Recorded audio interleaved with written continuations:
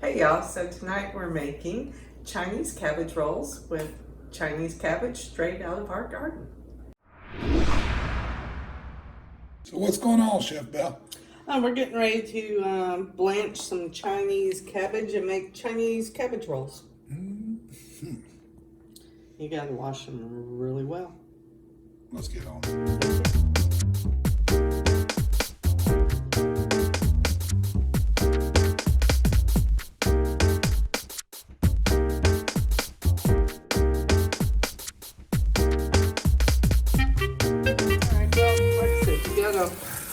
Each roll needs to be washed. Each leaf needs to be washed. And some of these are small, so it's going to be kind of interesting. Let's see the cabbage. That's beautiful. Yeah, that's a premium head of Chinese cabbage right there. It really is. It's store quality. Chinese Napa Cabbage. All right, we'll be back.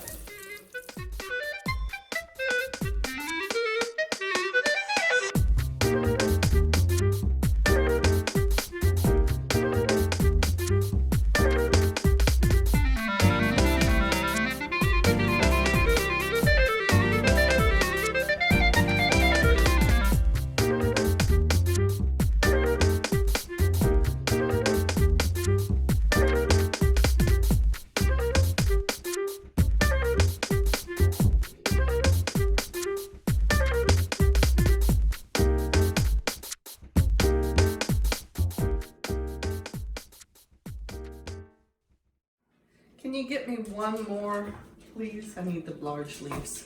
You want one more? I need one more. You want one more? Yes. I'll get you one. I need one more. Thank you.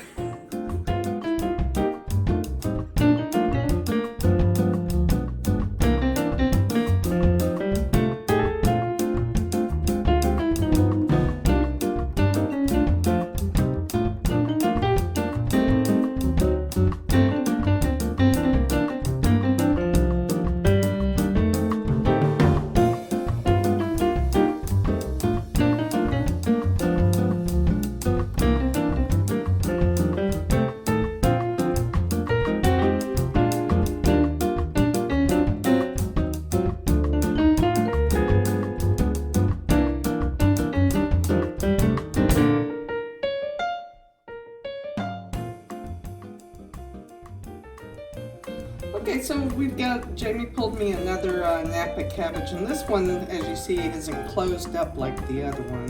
Hasn't gotten that far. But you'll also see that our neighbor has a pin oak and pine, and you have to go through and wash each individual leaf to remove all the wonderful foliage from the trees that's been blowing around.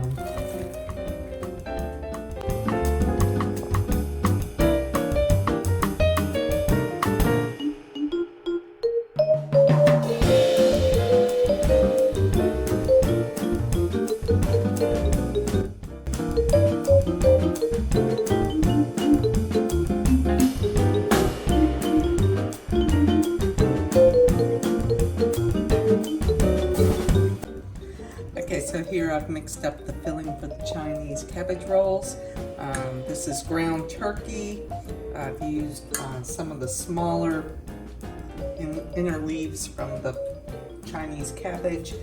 I've added some oyster sauce, a little soy sauce, a little fish sauce, and then I've also put in fresh ginger and garlic, little onion, and finely diced carrot, and I'm reconstituting some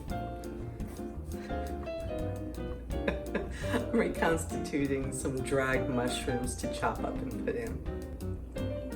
And then we're gonna stuff the leaves after we blanch the cabbage leaves.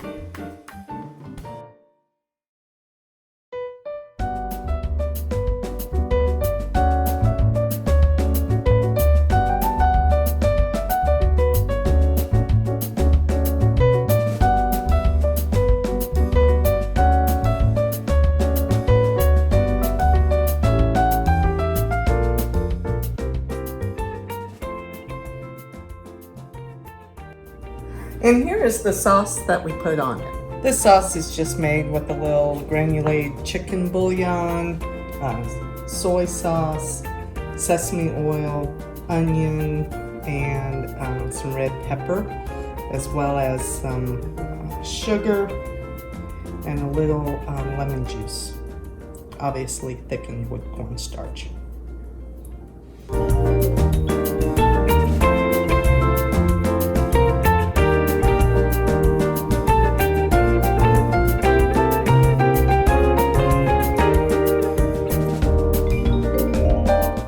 And now I'm getting ready to put this into a preheated 350-degree oven for approximately half hour.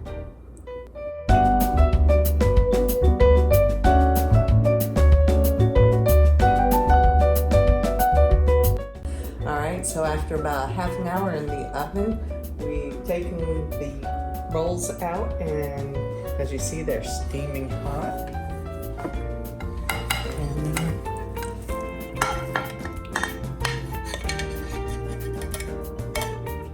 Just start a little sauce.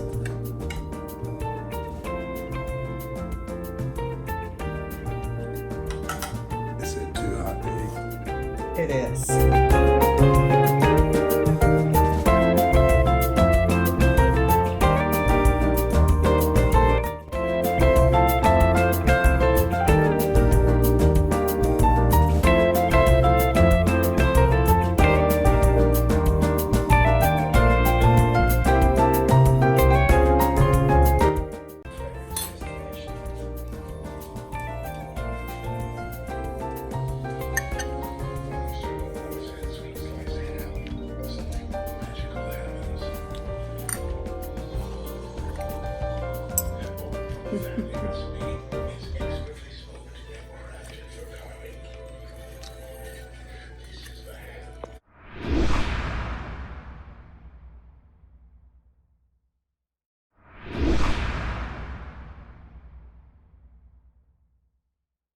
I gotta tell you, man, Chef Beth does a great job in the kitchen. Awesome stuff. That's where she belongs. Hey, let me show you what I'm up here doing some fall cleanup. Check this stuff out. All right, so here we go. Pull those feather celosia and the rest of the peppers. You can guarantee there's gonna be volunteers in here. If you've not been following the channel, this is where the corn's going next year. 2 rows, boom, boom, all the way down. Me old English time, by the way. It's going to the nursing home. I'll use that for propagation. Also cleaned out the other north bed, south bed. Back there, peonies, chopped them back. Got your strawberry bed. There. That's a black mission fig, and that's a blueberry. So this, corn, beans, sunflower, go back and watch last week. For the setup, the big rosemary bush back there will stay. The one in the bucket will also go to the nursing home. I'm gonna make some more plants from that, propagate. This is a pile now of feather celosia. I will be shaking this stuff out in the front yard strategically.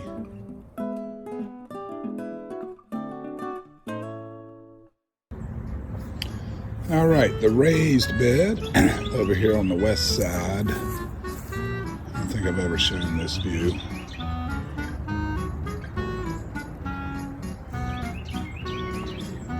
So down here in the foreground, that's your carrots and your onion. I'm gonna pull that when we get to February. They're overwintering, and I'll start it over, block it up. You can see that clear space there. I already put in some cabbage seed. And I'll thin it to 4, if everything works out. And those 2 remaining Chinese cabbage, they'll be replaced about March 1 with 6. And then the rest of it will be a mix of curled southern mustard, and some kale, stuff I got from Mark. And then obviously this stuff's still in play, still eating on that, but that will be put back in play next March with the same stuff plus a few other items.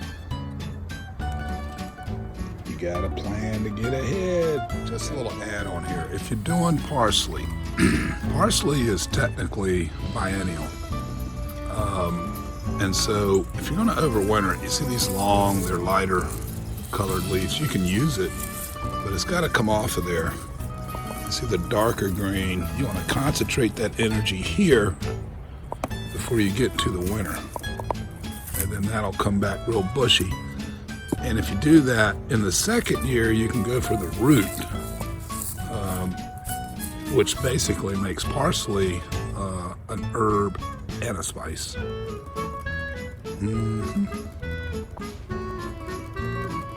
That tricolor sage is so pretty.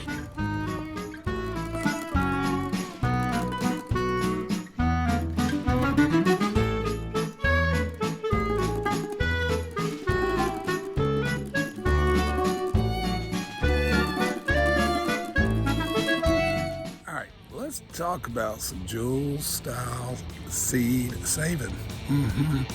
Now this is feather celosia. Everything you see there was volunteer from 2020 plant, which came from seeds. I've saved some of that seed, but this is another way to do it, nature's way. What I'm going to do is shake it out and toss some into this bed here. That's a knockout rose bed.